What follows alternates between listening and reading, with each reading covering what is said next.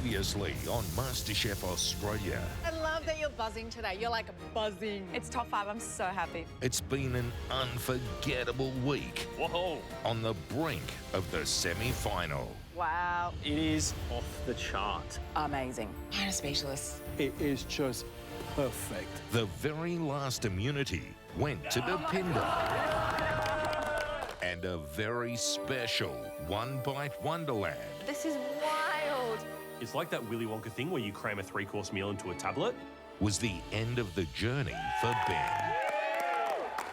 Tonight, it's a tussle for top dish I'm like trying everything in my power to get that win. and a massive prize. Trust me, gang, it is one that you are not going to want to miss out on. Oh, yes.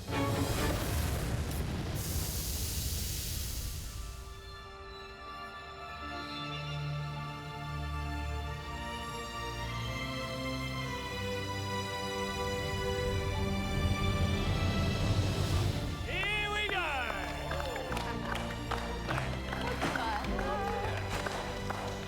Come on in, top 4. Let's see what it is yet. It's cool. Well, hello, top 4. Morning. Hello. We always say that this competition opens doors. And if I were you, I would be so excited to see what these ones are all about. But before we get into this challenge, let the gravity of this sink in. You are one elimination away from the semi-final, competing for the ultimate prize, the title of MasterChef Australia. But today, you're competing for something else. Up for grabs is an unbelievable prize. And trust me, gang, it is one that you are not going to want to miss out on. Oh, yes. Thanks to Trafalgar Tours, if you cook the dish of the day, you will win a prize experience to tour the world differently worth $10,000.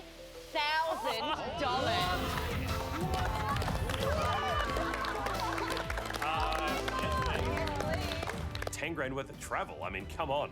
That is a very good prize. Here's how today's gonna work. Each of us have selected an ingredient. Those ingredients are hiding under these cloches. One by one, you'll pick whose ingredient you want to cook with today. But you're not going to know what the ingredient is until after you've made your choice. Travel is undoubtedly the gateway to good food. All of us have stories about dishes we've discovered on overseas adventures. For me, the tiny Greek island of Sifnos is never far from my mind. I explored that place from top to tail and I found all these amazing little places to eat. But the one I think that left the best impression was this local family-run taverna. You sit on their roof, you choose from the catch of the day, and the Aegean is literally just lapping at the back door.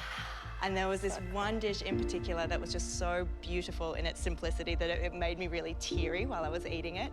And it was simply orzo and squid baked in the famous pottery of the island. It was just magical. Mine is the first time I visited Bangkok. I was at this beautiful fresh food market, and just at the entrance there was a lady there selling these amazing dumplings I'd never seen before. Super interesting technique with these tiny little drums with cloth pulled over them. And she just had this sort of slurry that she was steaming. And then in one foul swoop, she'd put a filling and then just make this really beautiful dumpling.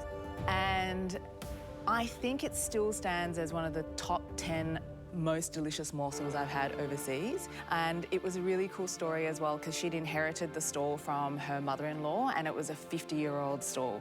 So I just loved the story and how much that little bite packed a punch. I'm taking you to Puglia, gang, the south of Italy. I remember being there last year and doing some research on where we should eat. I had a bunch of my mates there.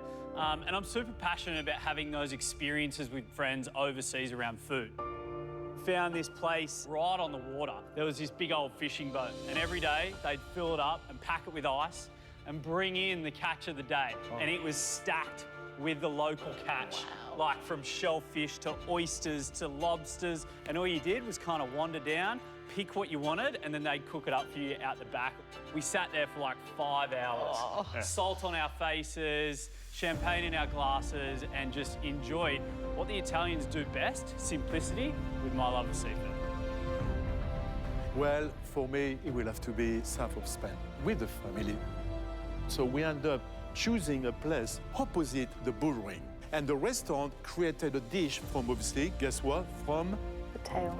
Thank you very much. And I tell you something I will never forget, enjoying quietly something which was not expected. So that was a treasure to me. All of these eating experiences stayed with us for a reason. And today, you need to create a dish just as memorable. You better choose your cloche carefully. There are no double ups. I'll go really high Debs? for you. Yeah. I got 3. You got 3? Numero uno. Oh, the last one. Hey, 2. So today we have to cook with the mystery ingredient under our chosen cloche, and the winner of today's challenge is going to win a $10,000 travel voucher from Trafalgar. Okay, to be clear, Callum, you're going first, Jamie, you're going second, Depinder, you're third, and Laura, you're fourth. Callum, would you like to come up and make your choice? I would indeed. This is not so much strategy. I guess hearing your stories, I feel like there was that emotion. You could see you picturing, that memory in your own mind. And the first time I ever went overseas was back in Series 2 when I was 19, went to Paris and London as part of MasterChef, which was incredibly special. And then the next time I went overseas, I travelled to Southeast Asia, and I think just my mind got absolutely blown. So I think I'm going to choose Po, because that's what I was thinking that, the emotional stuff was... Didn't see that coming. Callum, you've chosen Thailand. Let's see what you've got. Hit me with a Po. Callum, you've got preserved turnip. What the hell is that? I feel like preserved turnip sounds like a made-up food. Remember the one time he hasn't used strategy? Yeah. You gone with feeling? Feeling always lets you down. Have you ever cooked with preserved turnip before? I have not cooked with it before. I think this will challenge you, but I think you're more than capable. Jamie, ready to pick a cloche? I think I'm actually going to take yours, so. Oh. I'm flattered. Why? Greece is somewhere that I really want to take Claire, and I want to see those white walls and sit next to the Aegean with her and experience exactly what you just said. So I think that's the one. Look at the fellas just being emotional souls. I love it. It's really moving. Jamie, you chose Greece. Are you ready to find out what's under this cloche? Please. Your ingredient is squid ink. Very happy. Squid ink, baby. That's way easier than preserved turnip. Thank you. Depinder, what would you like to choose? I'll go with Andy. Depinder chose Italy. Today, you will be cooking with sea urchin. Wow. Yum. Oh my God. You ever cooked with sea urchin before? No. Whoa. Have you ever cracked one open before? No. I'm so scared. Back in line. Well done. Laura, so I cannot believe you've been left with me. Hit me with it. You ready? Yeah. Today, you're going to be cooking with Blanca olives. Yum. Oh. How do you feel about Spain? I love Spain. I actually went to Spain after I got engaged, and I love olives. My mum makes her own olives, so we eat olives by the bucketful in our household, so I'm very excited by these. Okay, you've all got your ingredients. Cook anything you like. Just make sure it's worthy of that epic prize. We're giving you 75 minutes. Your time starts now!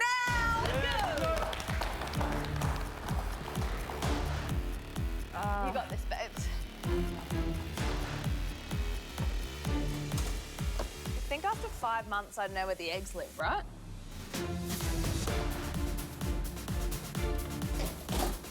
Time starts, and the first thing I'm going to do is eat my ingredient and figure out what the heck a preserved turnip tastes like. It is like a salt bomb. It's big, it's bold, it's umami and fermenty like you'd expect when you eat soy sauce or fish sauce or misos. Kind of funky, salty. It was preserved with salt, obviously. Oh, wow. You don't need much of it. It's strong. It's kind of like, I guess, like we have Vegemite. Maybe this is Thailand's Vegemite. I don't know. Okay. So I'm starting to think how I can actually use this to incorporate it properly into the dish and not just have it on there for the sake of it. Jamie, Kalisfera. Hello, how are you? Really good. Woo! Aki, I my see favourite. octopus. You've chosen squid ink. What are you making? I'm going to do just a beautifully cooked and charred piece of octopus on some squid ink lentils, a little potato foam, and a really lovely, intense squid ink reduction just across the bottom. It's like screams simplicity, screams the coast for me, and it's the kind of dish that I can picture myself sitting on the coast and eating when I go over there. Does it scream $10,000 trip overseas, though? Yeah, I certainly hope it screams $10,000 trip overseas. I think that when you asked us to create a dish that represents our food dream, this is 100% the kind of food that I want to eat when I go overseas. I don't need 5,000 things on the plate. I want simplicity, perfect ingredients, and enjoy them as fresh as possible. Tell me, would you take just Claire? Oh, man, when I was up there describing why I picked you, I was getting a bit emotional, to be completely honest. Yeah? Claire and I have never been overseas together. We got together just before COVID hit. So all of our trips that we had planned were literally cut off because of COVID. This is now an opportunity to give us a little boost and get overseas and take those trips that we missed out on. Well, you're going for simplicity, and simplicity to us means perfection. So good luck. I'm feeling great. I got John Christoph's Spanish olives, and I am genuinely excited to have these as an ingredient. I love olives. Growing up in an Italian family, olives are a staple ingredient in lots of sweet and savoury dishes. So I'm going to go sweet today with my dish. I'm going to make an olive oil cake. It's one of my mum's recipes, and it is honestly to die for. I'm going to do a fior di latte gelato, drizzle that with some of the fresh olive oil pressed from the Spanish olives, and then I'm going to use the olives itself, dry them out, make a little crumble, and then also use the brine to make a really zesty and salty granita. The first thing I need to get started on is my roasted olive crumble. So I'm just banging my palm and the back of the knife onto those olives. It's the easiest way to try and get these pips off. They're such small olives, so I'm trying to get them away from the flesh as quickly as possible because these olives need to spend pretty much the whole cook in the oven to make sure that I'm extracting as much flavour as possible. All right, let's play. Callum, I cannot believe you picked me. You chose with your heart and not your brain, I know. Callum. So unusual for me. So tell us what you're making. So I'm making kangaroo fur. Kangaroo fur. Okay. I was inspired by my Southeast Asian trip. When I was in Vietnam, I was there working with a brand called Thank You, which is like a social enterprise. They're from Melbourne, with them, And there was this family up in this like mountain up in the middle of nowhere, and this beautiful family invited us into their house, and it was just like a really small place. And they just had some meat hanging up on a hook on the wall, and they grew a few little green veggies outside, and they cooked a meal for us, and it was literally just a couple of slices of meat, the veggies they picked from the garden, MSG and water, just in a wok. Amazing. But it was so beautiful because like they're actually saying that they don't normally eat meat, and it's only when they have people that come over that they would sort of like dare sort of use such an expensive ingredient. Yeah. And I remember kind of being like, no, like please, you keep it. Like I don't need it. Like thank you. But they're like, no, we must. And just that sense of generosity when you have so little that just really stuck with me. I think that's the wonderful thing about food. Like, it is so much more than just a meal. Like, it helps define your memories when you go traveling, and it's like the excuse to catch up with your mates or the reason to go to a certain island or country or city or whatever it might be. And I think it's just another example of how special food is and the way it all connects us. I guess I'm trying to take the concept of what that was, which is being so sort of humble, and recreating something in the same vein. So I'm using kangaroo tail to make the broth, and then kangaroo fillet to sort of be on the top. And because the turnip is so salty and umami, I'm infusing it into the broth where you would normally use fish sauce. A really good fur usually takes about 24 hours to make. You got 75 minutes. And also, the flavour of kangaroo is very different from beef, right? Yeah. It's more gamey. So are you confident that that's going to work? Am I confident making a dish I haven't cooked before, using ingredients I haven't used before, in a time frame that doesn't allow me much time to have any plan Bs? No, I'm not confident. Yeah.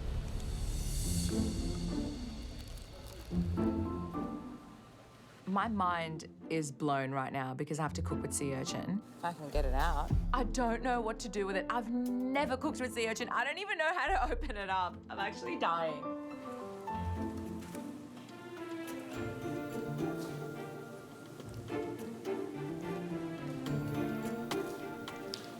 It's so peculiar. Like, it's just...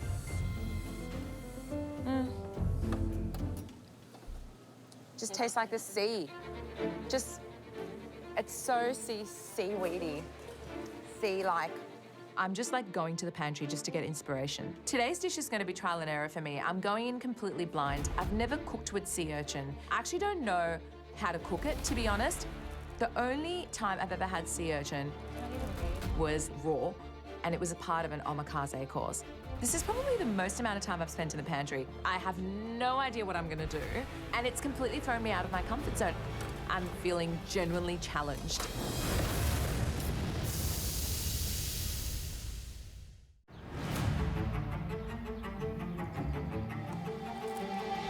A prize like this will take your places. 45 minutes to go.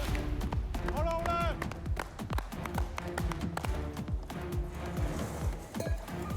So today I want to base my dessert all around the olives and olive oil. So I'm going to make an olive oil cake, a little fior di latte gelato, a olive bran granita, and roasted olive crumble. So my gelato is in the oven doing its thing. I've got my olives drying out in the oven. I'm feeling good. I'm definitely playing to my strengths. I want that travel voucher. I need a holiday bad, so I'm going to fight for that prize. I'm working on my olive brine granita. I'm trying to find the right balance of salty and sweet. Don't tell me you're making a dessert. I am. Wow. I've never actually made an olive brine granita before, so I'm just experimenting here. Oh my God, that is delicious. Sorry, I've surprised myself. Have you ever used olives in a dessert? Not olives, olive oil, yes. So you've used olive oil in a dessert? Yes, Yes. I can understand that. Yes. It's your first time making a dessert with Yep. a Spanish olive. Yeah, definitely going for the win. I'm like trying everything in my power to get that win. I'm so ready. Hey, good luck, by the way. I love your dish. Ciao, ciao. The next thing I need to get onto is my olive oil cake. It's actually my mum's olive oil cake recipe. I love it. It's so lemony and olive oily. It's just like really delicious, and it's a great base for any dessert. I mean, if I was at home, like, I'm gonna make a huge cake and it's gonna take a good hour. I obviously don't have that time left on the clock, so I'm gonna make a small cake. I don't know how to make a half batch of this cake, so I'm gonna make a full quantity and then just weigh out like a little small tin, which is quite funny, actually. This needs as long as possible in the oven to form a really beautiful golden crust and really take on that olive oil flavour.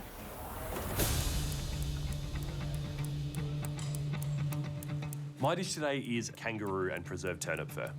Inspired by memories of eating the most beautiful, humble version of a fur, I feel like that moment taught me a lot of life lessons. And actually the photo of that plate of food until I got married was my phone screensaver for like 5 years, because every time I looked at it, it reminded me to stay humble.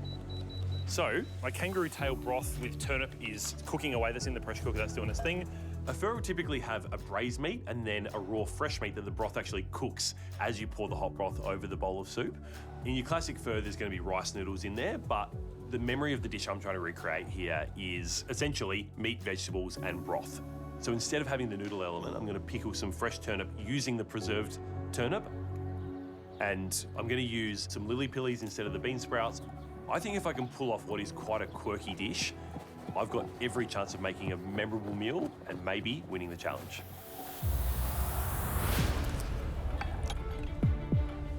I have finally come up with a dish to cook with sea urchin today.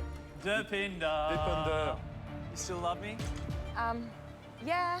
Pretty apprehensive there. Yeah. I'm dying to know what you can do with sea urchins. What's the dish? So I'm gonna do Japanese flavors, but like a pasta dish. What's the thought process?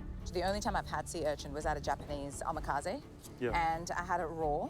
Sea urchin are huge in Japan. I'm more familiar with those flavors than I am with sea urchin. Okay. So you've tasted it raw? Yeah. What are you tasting? It's very sea-like. Yeah, Like I wouldn't say, salty, creamy. It's creamy, Yeah. yeah. So I think it'll be nice with like a pasta dish. I'm gonna put it in my sauce with like cream, and I'm gonna serve it raw on top of the pasta as well. Right. So it'll be Yeah. in the sauce Yep. and then a couple of tongues on top. Yes. I actually don't know how to cook with it, but I'm gonna try. Oh, I love the way you are. Oh, I don't You know. keep going. It's just extraordinary. Trust yourself. Yeah, I'm trying. I know. Bring it on. Good luck. You can Thank do it, you know that. Thank you.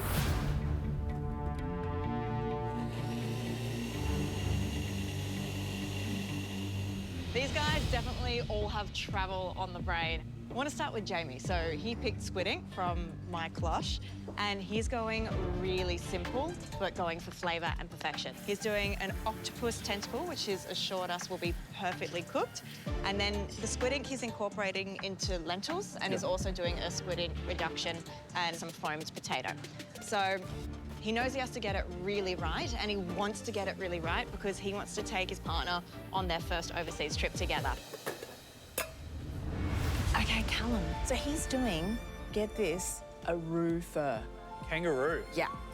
I just don't know how he's going to get that really nice, rounded, brochy flavour in that amount of time that he has. On the other hand, I'm quite excited to see preserved turnip being used in a way that I would never have thought to use. That's the lovely thing. I think you're going to get that. Yeah. And that's why I love that Callum's got your ingredient, because he's so clever, he's so savvy, he's so unexpected in what he does in this kitchen. Yeah. And using such a foreign ingredient in a unique way could be just a thing to get dish of the day. Yeah. Okay, I'm slowly unraveling the facial screw up of Depindo, and she was like looking at me like we were not friends. She's got a good dish in mind, right? She's doing a sea urchin pasta. She's going to infuse Japanese ingredients. She's cooked the sea urchin out in her sauce base, and then she's going to serve it wrapped around some linguine and then also some tongues on top. So it's got potential. Yeah, that's tasty. You're our top 4. We're expecting greatness. 30 minutes to go.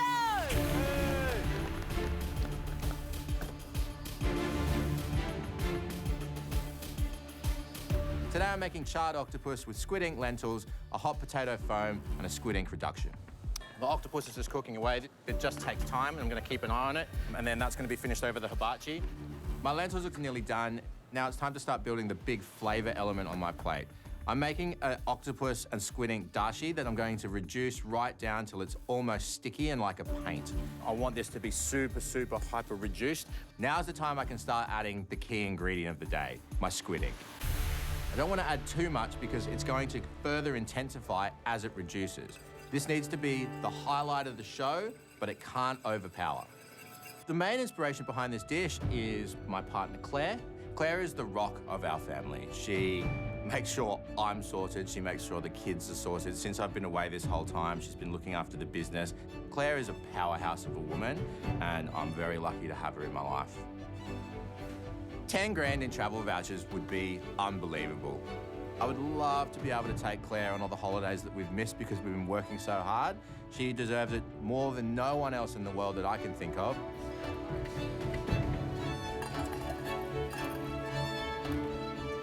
And then all of a sudden I see John Christophe come over and look at my lentils and look at me and walk away. Didn't seem like he enjoyed the way they looked.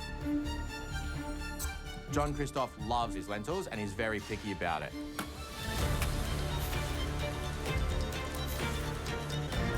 My lentils are overcooked. The lentils are one of only 4 things that are going on this plate. If they're not perfect, there's no chance of this prize.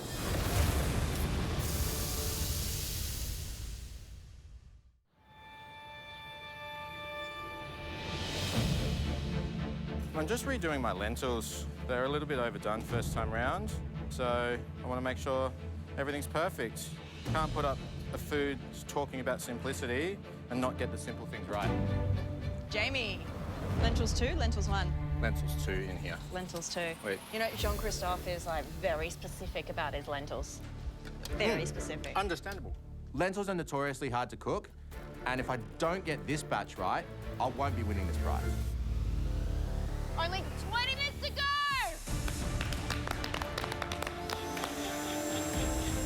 I'm making a Japanese-inspired pasta dish.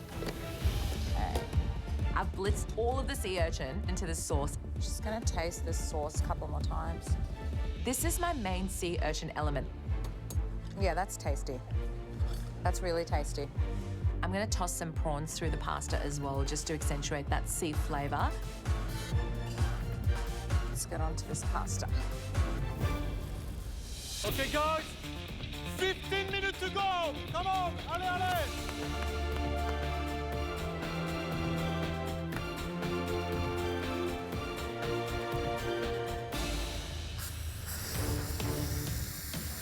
dish I'm making today is kangaroo and preserved turnip fur. This dish has an emotional connection for me. Got my garnishes done. The kangaroo's rolled and ready to slice. It's almost time now to open this pressure cooker. And if this broth isn't well flavoured and tastes delicious, then the dish is going to be terrible. So here's hoping for delicious fur vibes. Is this the broth? This is the broth. Have you tasted the broth yet? Well, I've only just opened the lid, so not yet. Okay. But I look forward to trying it. Yeah, Do yeah. you mind holding this for a moment? Yeah, sure. From a distance. Yeah. I'll pour carefully. Oh, okay. I can't see though. Ooh. Okay. Wow, that was with high heat. All right. Good. Thanks, Bo. Much appreciated. Welcome. Grab that one for you. Love Thank being you. your soup.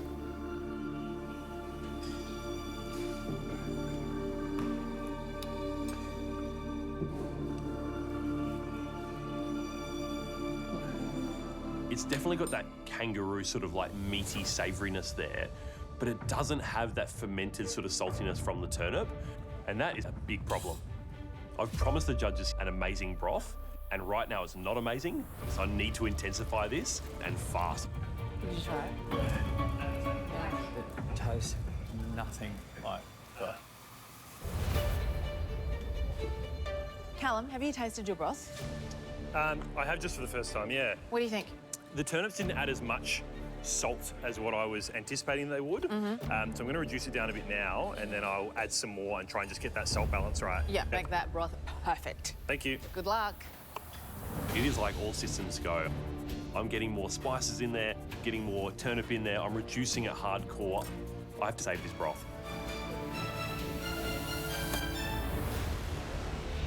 My potatoes are cooked. They're just cool enough for me to start passing them through the tammy. That's then going to get blitzed with milk and butter, and then it'll be in the siphon.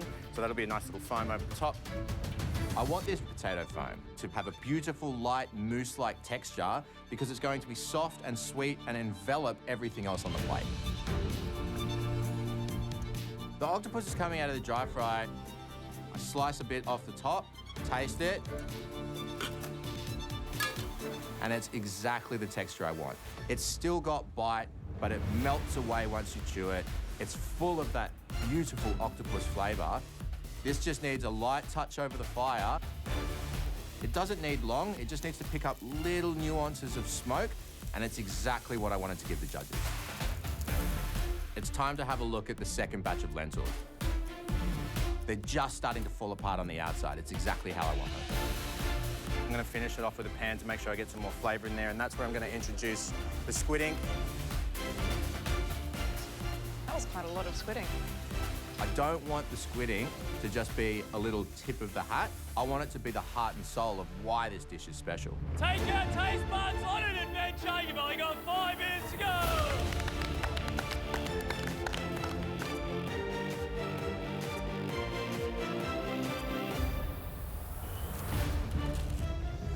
I'm making a dessert all around olives. I'm just mortar and pestling the roasted olive crumb. I'm going really well. My cakes are in the oven, my granita is in the blast freezer, the ice cream is churning. I check my granita and the texture is so wrong. Gummy. Yeah, it is a bit gummy. There's no ice crystals, there's no airy component. It's turned into a sorbet. Yeah. Ooh.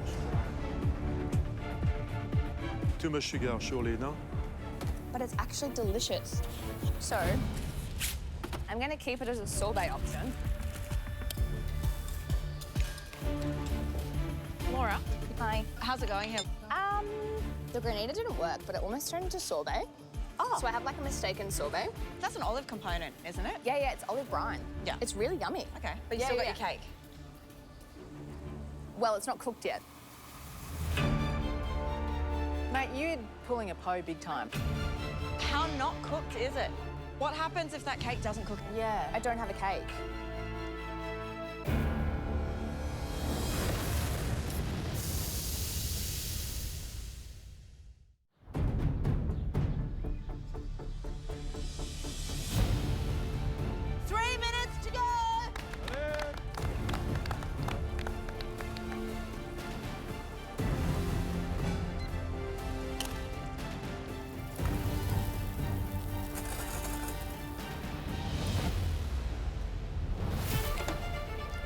2 minutes to go. I've pulled the cake out of the oven. It's like somewhat set. Oh man. But I've promised these judges cake. I need to find a way to put some cake on the plate. I'm literally pulling corners off. I'll take anything at this point. My fur broth is producing, so while that's sorting itself out, I'm going to start plating everything else up. I've got the kangaroo tail that was braised in that broth. That goes in first. I'm then going to top it with the shavings of raw kangaroo over the top that'll get cooked by that hot broth.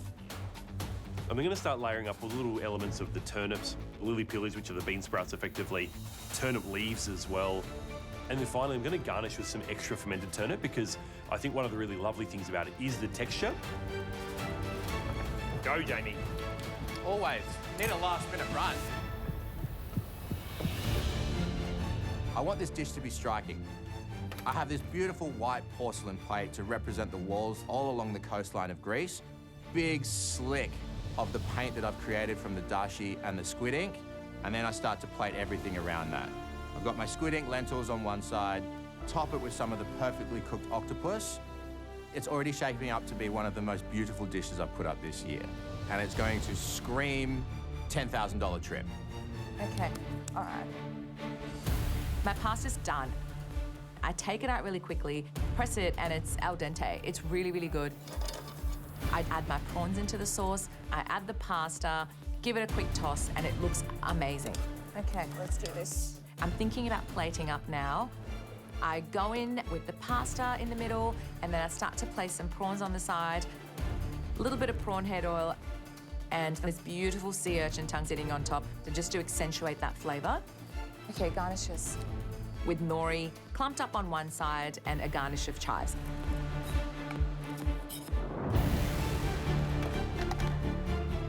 So to plate up, I've got my semi-cooked cake on the bottom of the plate. I've got my olive crumb, that beautiful fior di latte gelato. I've got my olive brine sorbet, and I'm topping that with some olive oil and some fennel pollen.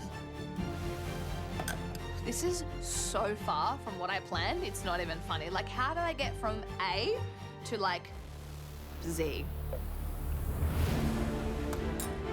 I'm tasting the broth one final time, and by reducing it has really intensified it. It's got a really nice balance now of savoury and salty, as well as those kind of fresh aromats of the star anise and the cinnamon and the ginger in there as well. So I think it's tasting really good. It does remind me of this humble version of a pho. And I think I've used the preserved turnip in some ways that the judge isn't expecting as well. So I think I've given myself a chance. Show us why you're the top 4 in 10, 9, 8, 7, 6, 5, 4, 3, 2, 1. Well done. You go. Fun. How'd you go, mate? All right. Oh my gosh. This was one of the worst cooks I've had in the kitchen. And even though some things are delicious on this plate, I still have a raw cake on there. Like, how did I let that happen? We gave you special ingredients from our adventures that we absolutely love. And it's clear you've all taken the road less travelled.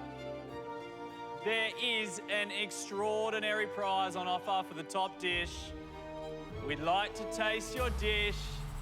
Callum!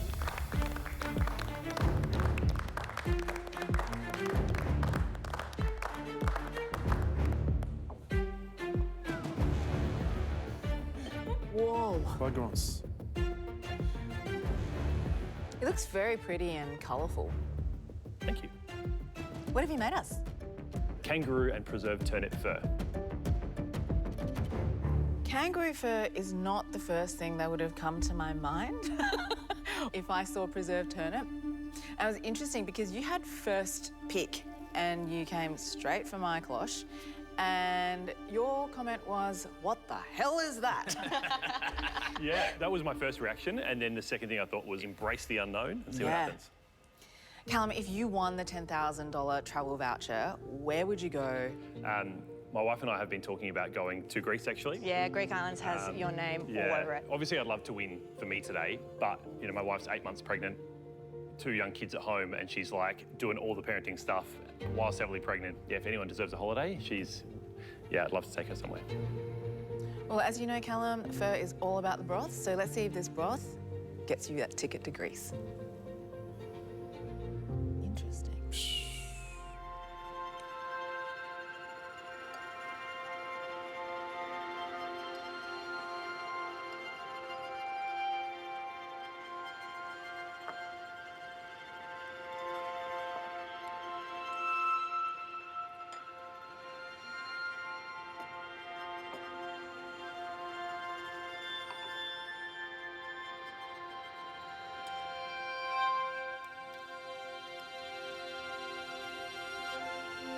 When you said kangaroo fur, I was really worried.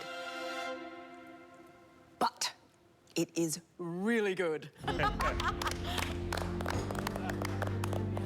The fact that you use preserved turnip as sort of that umami hit has done the broth so much good. I was really worried that you didn't have enough time for the gaminess of that roux to like cook out into a round flavour, but the fact that you reduced it and then added more of the preserved turnip in there, alchemy has happened. It is really good. I love the way you treated the kangaroo tail. It's really lovely and gelatinous. And then I love that thin slices of roux that are just rare with the edges cooked. And then all the little herbs, even the lily pillies, like instead of the bean sprouts, were just such a genius move. I love this Aussie take that you have on the pho. You really took me to Thailand. Same. Callum, it's fantastic. What is great is how you've managed to thicken that broth, but it's thickened properly. It's not overpowering your palate, and it's just enough to allow all the elements of the flavors is to get very slowly into your mouth. You have converted a preserved turnip. Thanks, JC. Appreciate it. How does it feel to follow your heart in this kitchen? Weird. Unusual. I'm not sure I like it. Well, mate, I reckon you should follow your heart, a lot more in this kitchen, because I feel like that emotional connection to travel and, going to Southeast Asia, it's resulted in something that's blown all our minds. This bowl of food, this shows another level of your evolution. Your bowl food way earlier on in the competition has never been anywhere near as good as this. This is really, really good, mate. I think that the highlight for me, I loved that braised roux tail so much. It just had this huge chunk of fat and gelatin on the side of it. I was like, and it just fills your mouth with this beautiful, luxurious feeling. It's an emotion, it's a feeling. And then for me it was the broth, because that broth didn't taste anywhere near what it did in that bowl with 5 minutes to go. Yeah. It's insane how much that's changed. Ooh, mate, I reckon you took a punt making a pho broth in 75 minutes. Well done, Callum. Thank you. Thanks, everyone.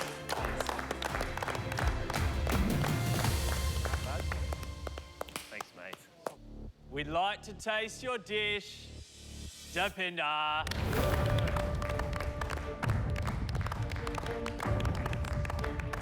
There's so many things that are going through my mind. This has been such a wild cook for me. I think my pasta's good, I think my sauce is good, but I'm still a little bit nervous because it's sea urchin.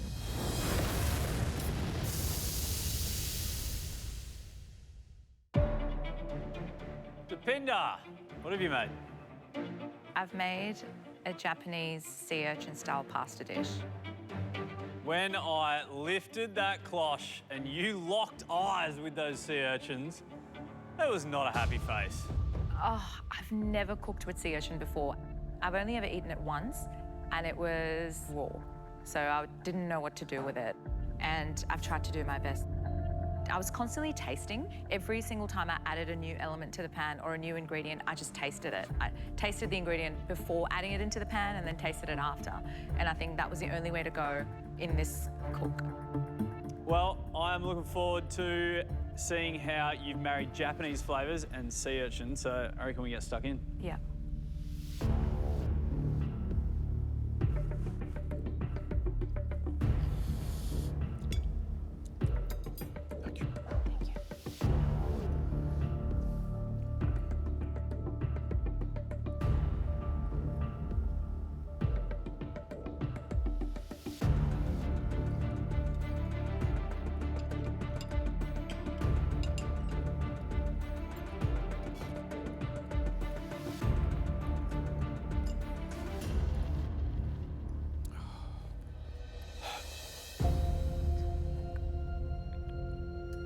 Dipinda.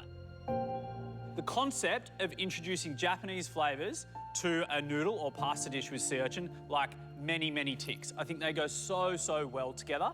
There is loads of flavour going on here, and the thing that I love about it, it just does have that underpinning flavour of sea urchin, which kind of runs throughout that deep, rich, intense sauce.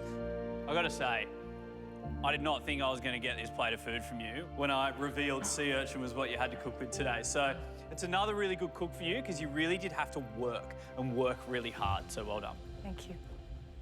Dipinda, I love your linguines. They are so well done. Your skill on the pasta was impeccable. Your sauce, your level of kickiness of the spice and the chili, obviously, it is just perfect. You've done a fantastic job. I was really worried because there were so many levels of umami you were introducing to the dish, like the prawns, the kombu, the miso, and I thought that the sea urchin was going to have a lot of trouble fighting through, but you've managed to make that the predominant flavour. It's still the hero, which is amazing. I think you've done a really, really good job. Thanks. Thanks, guys. Bless her. Thank you, babe. We'd love to taste your dish. Jamie. Thanks, Jamie. I'm super proud of this dish today. It reinforces everything I love about food. It is simple and delicious, and that's what it should be. Oh, you've done it. Nice one. Mate, that looks so good. Ooh. Thank you. I made charred octopus, squid ink, and potato. Jamie, this looks beautiful. If you have the top dish today, where are you taking Claire? The Greek islands. Be a good place to pop the question, I suppose. Proposing? You cannot let Claire watch this episode. Well, I wanted to do it for a long time, so a little cherry on top can be to do what I was going to do anyway, just in Europe. That'd be great. That's a lot of pressure riding on this dish. Yeah, it is. It is. But this is a dish that I know she'd love. It's flavours that I love. I think it's a beautiful little plate of food, and it's pretty representative and showcases the ingredient that you gave me in the place that you gave it to me from, so. All right, well, as they say, pressure makes diamonds, so let's see how you go.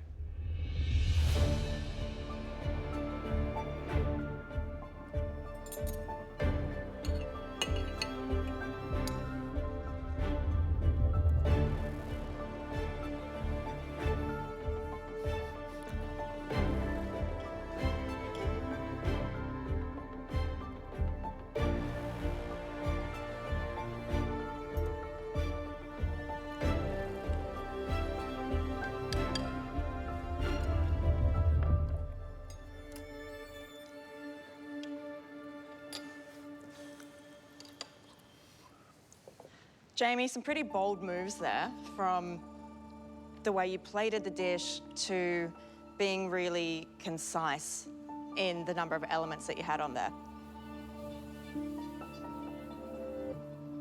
You could be getting married. Hey!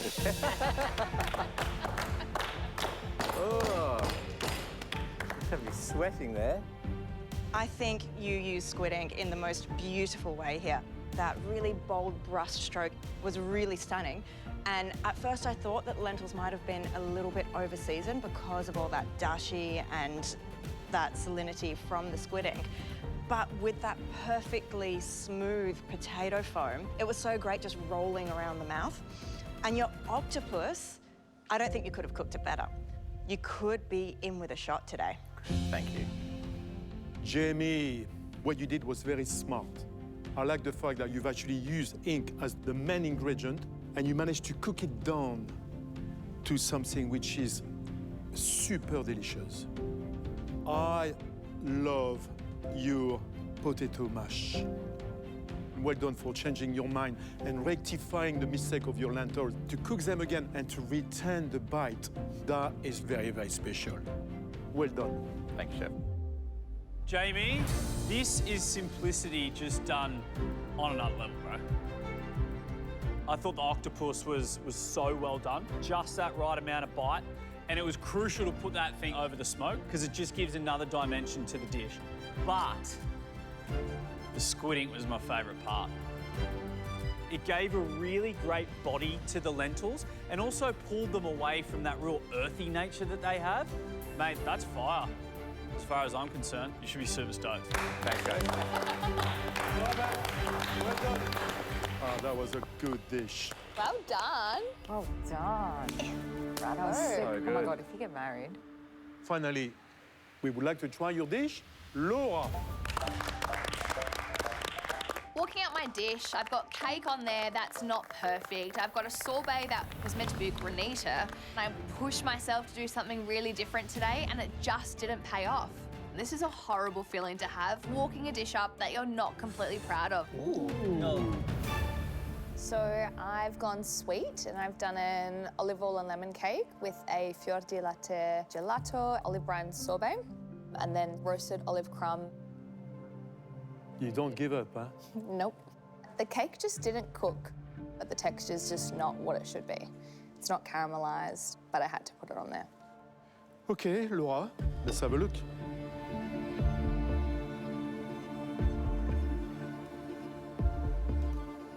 I'll just take that for you. You ready?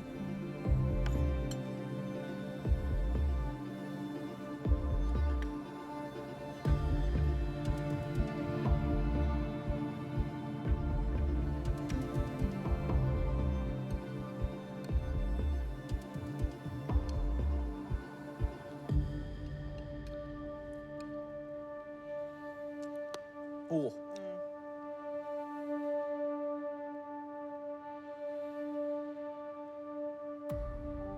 A pip. I heard it.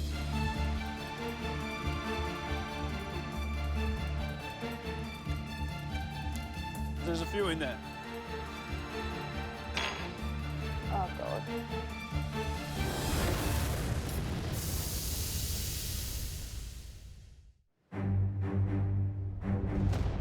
Oh, God. Laura, there are a few olive pits in there. I got surprised hard. Olive pit, pretty big no-no. I'm so sorry. It's the way you were brushing your olive down with your knife. Laura, the two things that stood out that kind of were the downfalls were it was way too salty. So the granita was super, super, super salty. And of course the cake, but we kind of suspected that. Is it something I enjoyed, or is it something I'm not sure? One thing is sure, is you are so close to probably deliver one of the most spectacular, quirky dish of the season, Laura. Thank you. Thank you very much. Thank you so much. Thank you. Thank you. Just such a rookie error at this point in the competition. I think I'm lucky that this is not an elimination cook.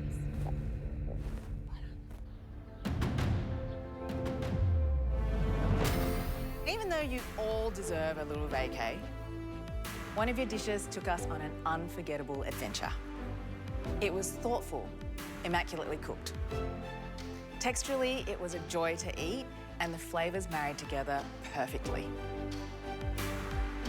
And by far, our favourite part was the use of the squid ink.